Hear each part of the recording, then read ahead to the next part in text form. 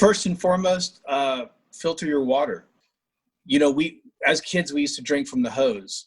Well, you can't drink from the hose anymore. The water coming out from all our cities is not drinkable. It's dangerous and it's bad for us and for our families. So for me, the first thing is get your water filtered, first and foremost. This is a story that's been going on for years and turned into a lawsuit. There were investigations. I'm talking about the Flint Water controversy. Absolutely disgraceful what happened. Julie Grant has more about the settlement tonight. Flint, Michigan, once a bustling hub, fell on hard times after the auto industry shut down some of its operations. Local governments felt the squeeze of tight budgets, and in 2014, an emergency manager made a recommendation to switch the source of its water from Detroit to the Flint River. State environmental officials advised city workers not to put anti-corrosive additives in the water. Without those treatments, the water from the Flint River scraped lead from the old pipes and fixtures and carried that lead into people's homes and businesses. I started getting a leak in the floor and I didn't know where it was coming from. It got so bad, I had one of my friends that was a plumber come over to my house and pull the cabinets out, and my pipe was completely destroyed at the bottom. The water, it had ate through the pipe. I was thinking if it ate through that iron old pipe, I can just imagine what it would do to the human body. 100,000 residents were exposed to tainted tap water. People immediately started complaining about the look, the smell, and the taste of the water. They also reported health problems like hair loss, rashes, and more serious issues. They tested my water and they said it was over 10 times normal limit for lead. We got lead pipes coming from the street. My house is full of lead pipes. I think the water is affecting us older people more, because they're having stomach problems and everything else. Lead poisoning is especially dangerous for young children. It can potentially cause damage to the brain and nervous system, and also cause learning and behavior problems. Flint's water woes are the focus of a new documentary called Flint, the Poisoning of an American City. Filmmakers David Barnhart and Scott Lansing spoke with Court TV about what people in Flint shared with them. Once you have lead poisoning in your body, it's with you for the rest of your life. And so you have 100,000 people that have been poisoned by lead, that they're going to have it with them the rest of their lives. People are going to be lifelong, essentially, disability, whether it be cognitive delays or different forms of cancer or organs shutting down, kidney failure.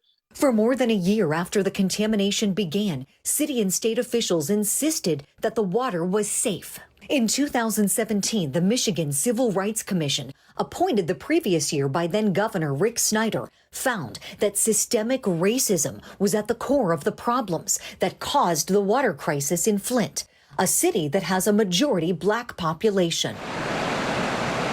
Several people had been charged with evidence tampering and other crimes, but last year prosecutors dropped all criminal charges and vowed to start the investigation from scratch. Now, after 2 years of negotiations, the city of Michigan has reached an agreement to pay $600 million to settle lawsuits by residents of Flint who were harmed by lead-contaminated water. Almost 80% of the money will be allocated for children 6 years and younger. Filmmaker David Barnhart says some Flint residents are skeptical of the settlement and what it really means. Trust has been broken in that city. I mean, they've been lied to over and over and over, and just and so there's a whole lot of mistrust and not really fully believing that this settlement is going to be able to deal with these systemic issues and these lifelong issues that they're going to be dealing with in the city.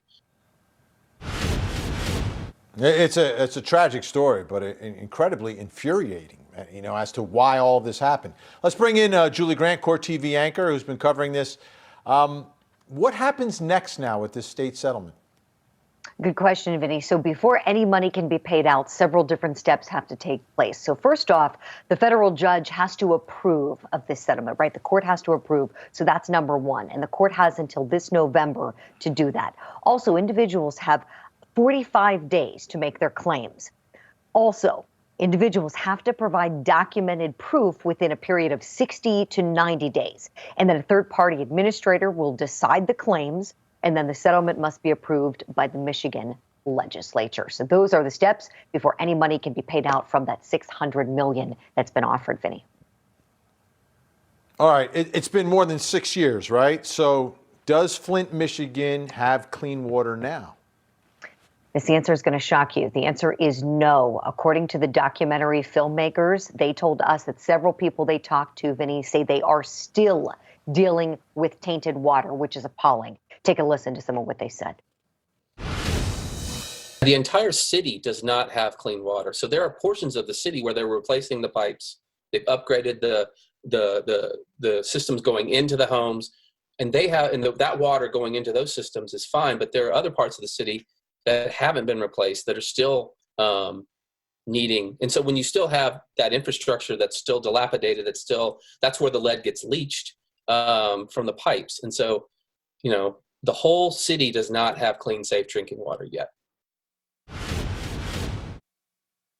Absolutely appalling. And, this settlement, Vinny, this is a partial settlement we're talking about. This is a result of 5 years of litigation, 18 months of court-supervised litigation. Essentially, what happened here was profits over people, to put it very simply, profiting at the expense of people in Flint, Michigan. And so this little settlement, this is part of the healing process. This isn't everything for those folks, but at least this money will be something.